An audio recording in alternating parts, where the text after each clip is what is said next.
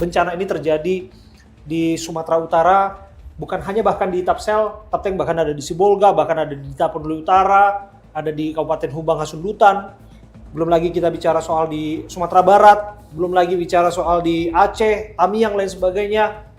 Bagaimana dengan apa yang ada di sana? Apakah proses juga berjalan di sana? Kami membentuk 3 tim. Yang pertama di Tapsel ini, di Das Garuga. Kemudian tim yang kedua di Sumatera Barat.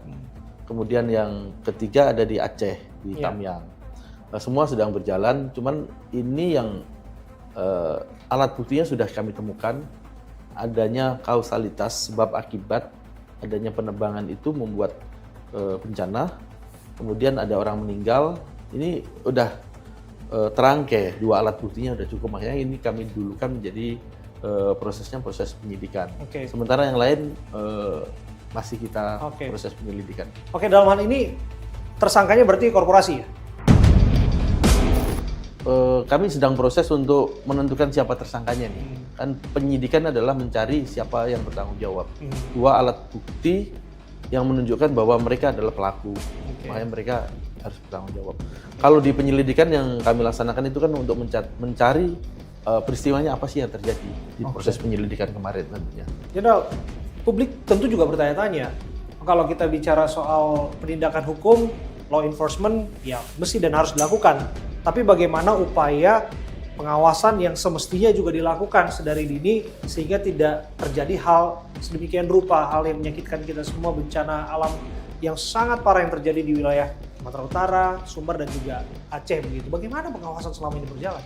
Berbicara lingkungan ini kan banyak stakeholder, ada Kementerian Kehutanan, ada Kementerian Lingkungan Hidup, ada ATR BPN, ada pemerintah daerah yang memberikan perizinan. Tentunya semua terkait. Dalam konteks di Das Garuga ini tentunya akan kami mintain keterangan semuanya pihak-pihak tersebut. Bagaimana proses perizinannya, apakah sudah diterbitkan dengan proses yang benar atau tidak. Demikian. Dan lagi ada saja dugaan kuat keterlibatan atau dibackingi aparat, oknum dan lain sebagainya, kekuasaan ataupun pemilik kepentingan lain sebagainya. Bagaimana Brigadir Jenderal Polisi Irham ini menjawab ini semua? Betulkah kemudian apa yang terjadi di sini dibackingi oleh pihak-pihak tertentu? Sampai saat ini dalam proses penyelidikan dan penyidikan yang kami laksanakan, kami profesional, scientific crime investigation kami kedepankan tentunya, dan itu tidak ada intervensi siapapun. Kami laksanakan dengan profesional, kami datang ke TKP, menelaah satu-satu, mengidentifikasi satu-satu jenis kayu apa, kemudian ini sumbernya dari hulunya di mana. Kami jalan ke hulu, ketemu di kilometer 6, kilometer 8, ternyata ada bukaan lahan, kemudian dengan vegetasi yang sama, ahli kita sama-sama tidak ada intervensi apapun dari manapun.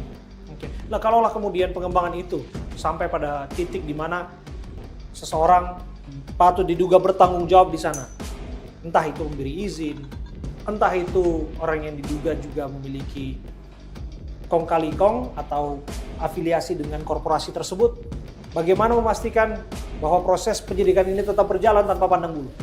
Pada intinya kami melakukan penegakan hukum secara berkeadilan.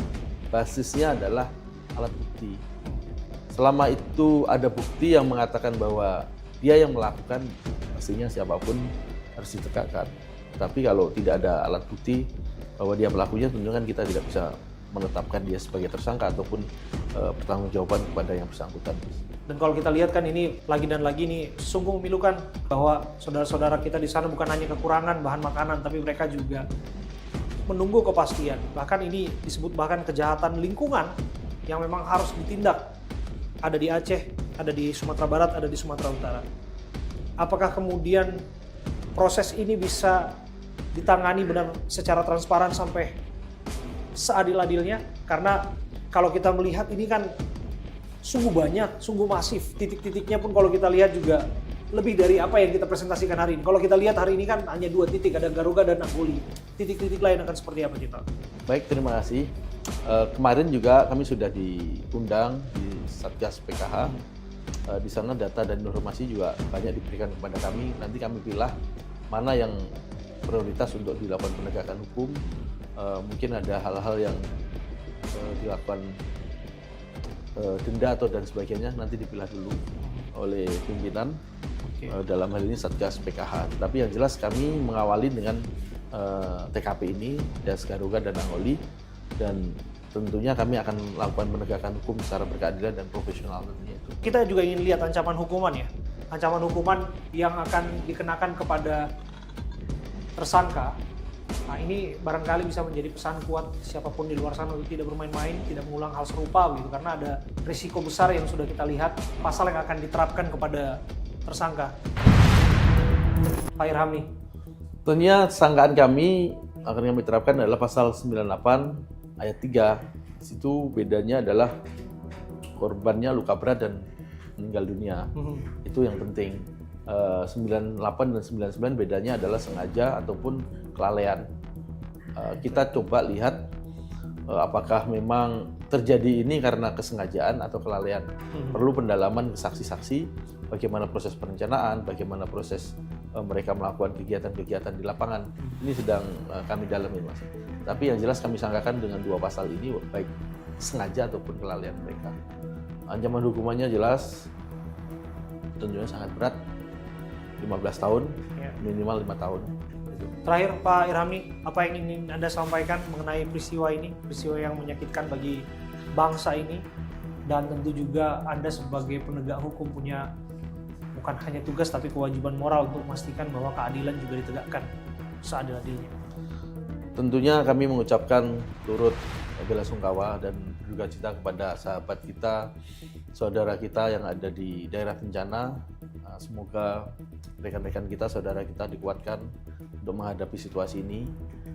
Kita coba untuk menelusurin penyebab-penyebab bencana ini. Kami harap tidak terjadi di tempat lain ataupun terjadi di masa yang akan datang tentunya. Demikian. Artinya kemudian bahwa lahan-lahan ilegal, pembalakan liar dan lain sebagainya ini menjadi wanti-wanti ya, bahwa di wilayah manapun akan tetap termonitor oleh Anda dan tim. Untuk mempermudah informasi tentunya kami membuat hotline yang masyarakat bisa melaporkan langsung. Ya. Jadi di nomor WA kami juga tersedia, silakan laporkan. Bisa langsung kami analisa setiap hari dan kami segera turunkan tim untuk melakukan penindakan dengan tegas tentunya. Oke. Dan hotline itu sebagai bentuk upaya partisipasi masyarakat. Baik. Bisa lapor langsung. Bisa apabila lapor. memang melihat, mengetahui adanya pelanggaran pembalakan liar, illegal logging, apapun namanya yang merusak lingkungan di sana. Ada hotline yang dibuat oleh Ditipiter Barreskrim Polri, dalam artian ini untuk melaporkan, menampung laporan dari masyarakat, dari seluruh penjuru Nusantara tentu saja, agar kemudian apabila ditemukan hal-hal yang berkaitan dengan pelanggaran lingkungan, entah itu tambang ilegal, entah itu pembukaan lahan dengan cara-cara yang melanggar hukum dan lain sebagainya, bisa langsung dilaporkan. Betul ya? Oh, ini dia, pembalakan liar, penambangan ilegal yang mengakibatkan bencana alam dan kerusakan lingkungan. Oke, bila dilihat langsung dilaporkan dan akan harapannya ya akan diselesaikan. Nah, ini ada nomornya 0821 1999 5151. Sudah banyak laporan yang masuk ya? Banyak sekali. Terdata juga berarti masuk laporan-laporan? Ada. Kami analisa itu di kabupaten mana, provinsi mana, itu bisa kita tahu dan kita petakan. Untuk prioritas utama kan sebenarnya kan di daerah bencana Aceh ini, sehingga kita bisa membantu untuk pengungkapan yang ada di 3 provinsi ini sementara. Tapi yang lain pun juga ada laporannya ke kami. Apabila kemudian patut juga diketahui ada oknum-oknum aparat, pejabat siapapun itu yang membacking ini semua, bisa lapor ke sini? Ya, apapun informasi yang didengar oleh masyarakat yang menjadi fakta di lapangan, yang penting jangan ngada-ngada. Laporkan saja dan kami akan cek kebenarannya dan kami akan melakukan penindakan. Beberapa kali di spam sehingga tidak bisa kami gunakan, tapi kami aktifkan lagi sudah. Oke, dan ini bukan gimmick ya Jenderal, ini sungguh adalah upaya untuk kemudian menampung laporan, kemudian untuk menyelesaikan perkara yang ada di lapangan. Walaupun tidak mudah, tantangannya luar biasa. Tentunya yang merasa terganggu juga banyak sekali. tetapi akan tetap kami Ya, laksanakan. karena sudah jadi rahasia umum, Jenderal. Apabila kemudian tambang-tambang ini dipegangi oleh pihak-pihak tertentu, bahkan lintas instansi. Soal backing dan sebagainya, yang penting kami memegang alat bukti yang cukup. Tentunya kami bisa melakukan penindakan. Kalau itu ada backing kan yang menyelesaikan bisa kita laporkan ke atasnya masing-masing.